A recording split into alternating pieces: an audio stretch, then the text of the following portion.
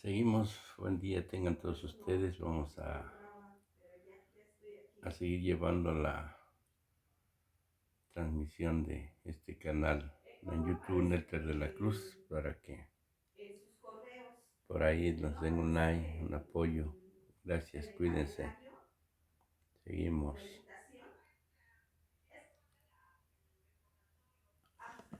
Si no es por México, pues ¿qué va a seguir sucediendo? ¿Cómo se debe de visualizar el futuro?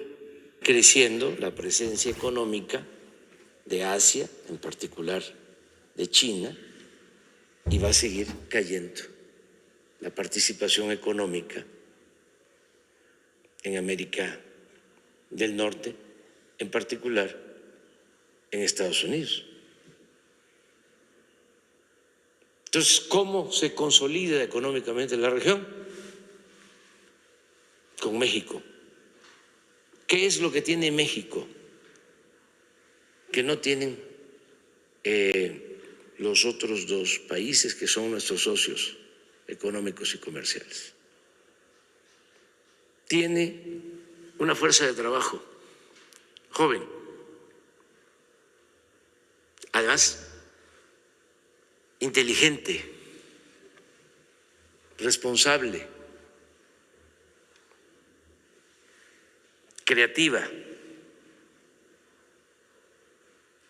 Eso es importante. ¿Cómo se produce la riqueza?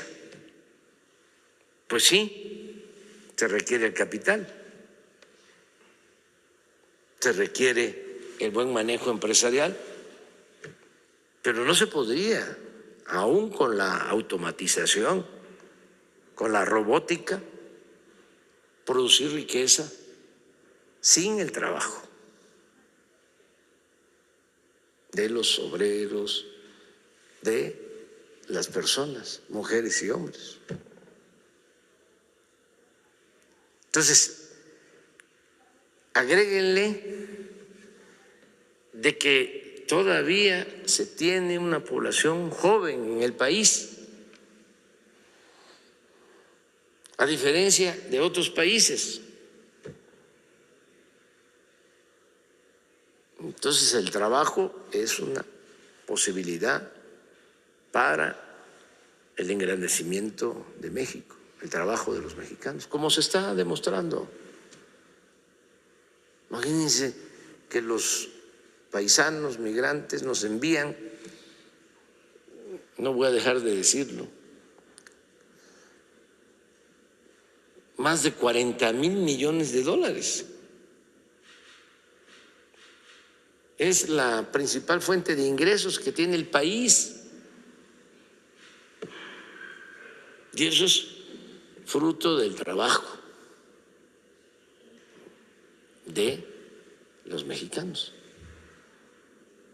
Entonces, ¿qué es lo que tenemos que procurar? Que no haya corrupción. O sea, a tu pregunta, no hace falta cancelar obras que al contrario generan empleos, no hace falta aumentar los impuestos. Fíjense que cuando nosotros estudiábamos en la universidad, en la Facultad de Ciencia Política, pues se hablaba mucho y en las clases se enseñaba de que se acumulaba el capital porque se producía la explotación de el trabajador, porque el dueño de los medios de producción, el burgués, se quedaba con la plusvalía, no pagaba bien los salarios explotaba a los trabajadores y así se acumulaba la riqueza. Eso fue lo que se enseñó durante mucho tiempo. Y es una teoría válida, pero que no aplica del todo en el caso de México, porque en nuestro país la acumulación de capital no se dio necesariamente por la explotación de el burgués o del patrón al trabajador. La acumulación de capital en México se dio por la corrupción.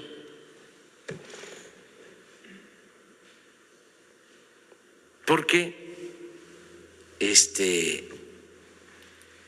se llegaba al poder y se hacían negocios jugosos al amparo del poder público. Entonces podía venir una persona, ser originaria de un pueblo, pero empezaba a hacer política y terminaba como banquero o como potentado.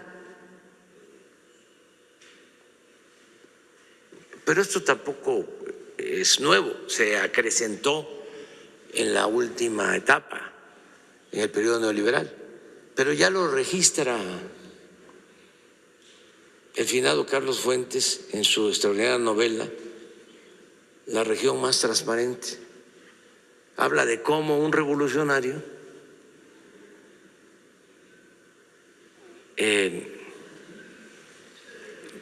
del norte llega a la Ciudad de México y empieza a contar con información privilegiada acerca de cómo se iba a ampliar la ciudad, cómo se iban a hacer las avenidas nuevas en la ciudad. Y empieza con esa información a comprar terrenos y a especular todo lo que es la especulación inmobiliaria, que en el caso de la ciudad se da mucho.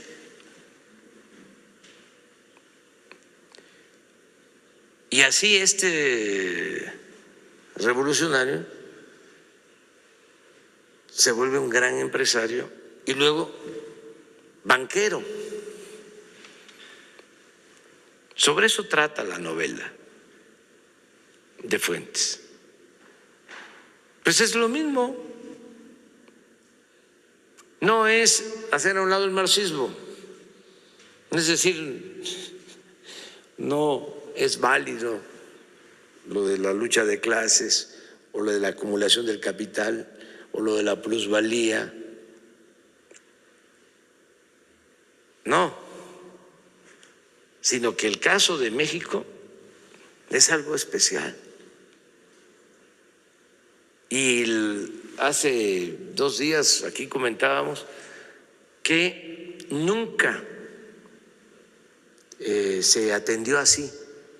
De los pocos escritores que se ocuparon del tema, pues don Jesús Silva Gerso, pero el abuelo del actual, así, aclararlo bien, decía don Jesús Silva Gerso, él había estado cuando el general Cárdenas llevó a cabo la expropiación petrolera y decía que la política se había convertido en uno de los activos negocios. Estamos hablando de los años 40. Decía, y el peor de los males es que los corruptos, los políticos corruptos, no pierden ni siquiera su respetabilidad. También por ese tiempo, don Daniel Cosío Villegas escribió un buen ensayo que se llama La crisis de México. Es un texto extraordinario, también por los años 40. Y decía ya don Daniel que lo que había tronchado, así, con esas palabras, la vida pública en la revolución era sin duda el predominio de la corrupción. Pero muy pocos. Luego se olvidó el tema. Y hubo como un pacto de silencio. Ni en el discurso, ni en los medios menos. Los medios fueron tomados precisamente para fomentar la corrupción y garantizar impunidad. No todos, desde luego, ¿no? No se puede generalizar. Pero pues es muy interesante el tema.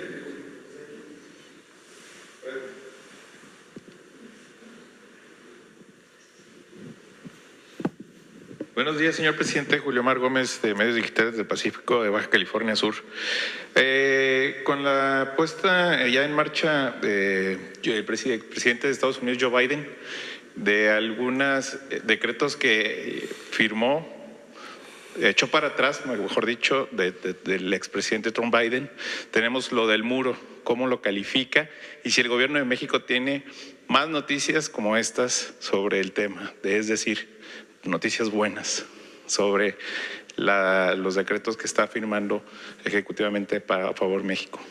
Esa sería pues la primera pregunta. estamos muy de acuerdo en que se cancele la construcción del muro.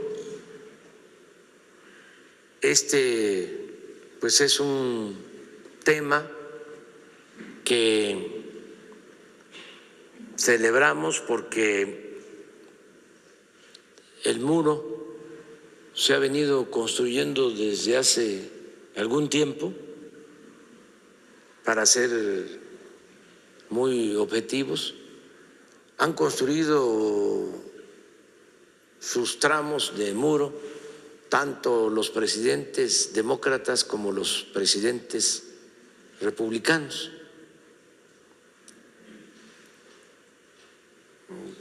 Casi todos hicieron sus tramos de muro. Y ahora el presidente Biden decide que ya no va a construir muro en la frontera. Entonces es un hecho histórico, porque si tenemos la gráfica, van a ver cómo se fueron construyendo kilómetros, ¿no?, de muro. Desde luego, es muy grande nuestra frontera. Son 3.108 kilómetros. 3.180 kilómetros.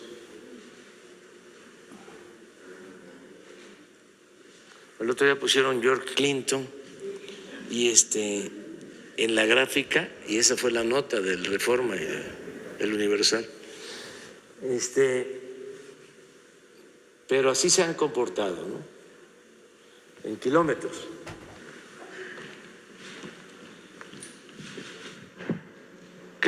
Clinton construyó 62 kilómetros, Bush 485, aquí se van acumulando, ¿no? 62 más 485, 547. Obama 138, 685 y Trump 240. Total 925. Millas. 1.488 kilómetros de 3.180. Pero ya el presidente Biden ha dicho que se cancela la construcción. Entonces, sí es una muy buena decisión.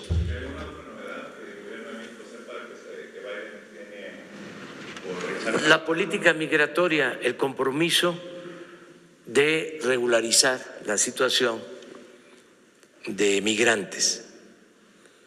Nos importa mucho el que se cumpla ese compromiso para que se regularice la situación de nuestros paisanos que viven y trabajan en Estados Unidos desde hace algún tiempo. Entonces, hay ese compromiso. También un cambio en cuanto a que ya no van a mantener a migrantes esperando su autorización de asilo en nuestro país, sino que van a tenerlos en territorio estadounidense, esperando a que les resuelvan.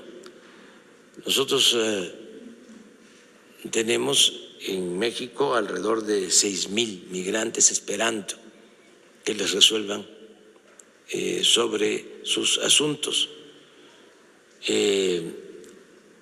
Sí sería conveniente que se cumpla con este acuerdo y que esperaran en territorio estadounidense. También, como lo dije ayer, que no se piense que están abiertas las puertas de la frontera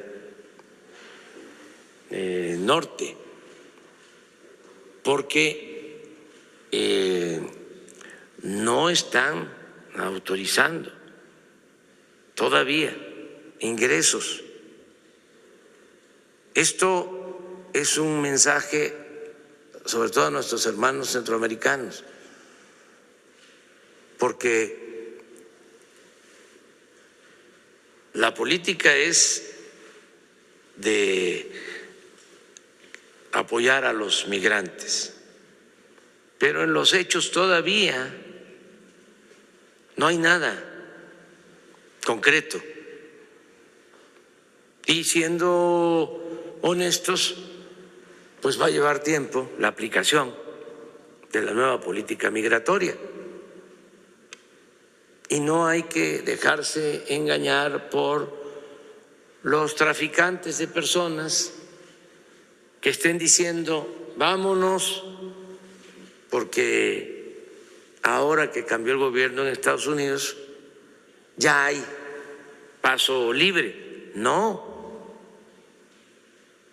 puedo probar, es un asunto penoso, de que siguen deportando migrantes, igual como en la pasada administración. Entonces, poco a poco, despacio, y yo espero que se resuelvan dos cosas. Primero, que se apoye a los pueblos de los países centroamericanos para que nadie se vea obligado a emigrar, que la migración sea optativa, opcional, no forzada, que el que quiera salir,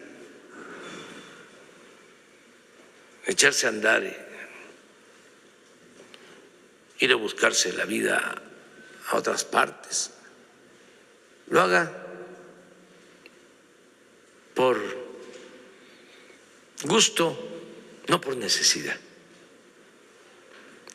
Entonces, eso, los programas de apoyo a Centroamérica, fundamentalmente, porque nosotros estamos haciendo ya lo que nos corresponde, lo propio.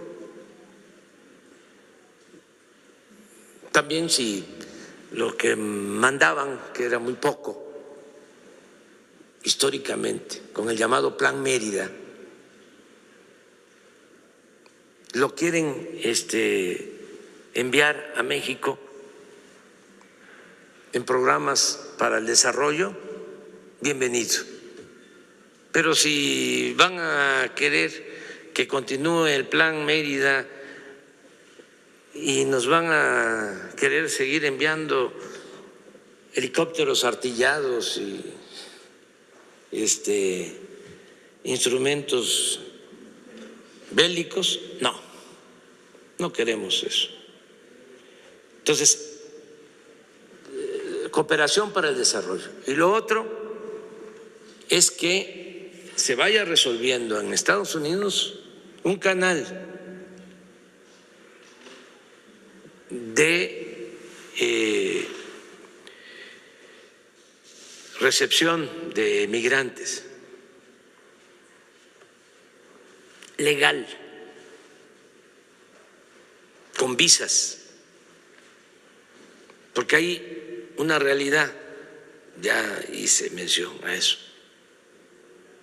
se requiere la fuerza de trabajo de México y de Centroamérica. Entonces, en vez de la ilegalidad por la migración como se ha venido presentando, puede buscarse un mecanismo de entrega de visas para trabajadores, normar todo lo que puedan ser los flujos migratorios. Entonces, falta, no nos desesperemos, hay que dar tiempo, está llegando el nuevo gobierno.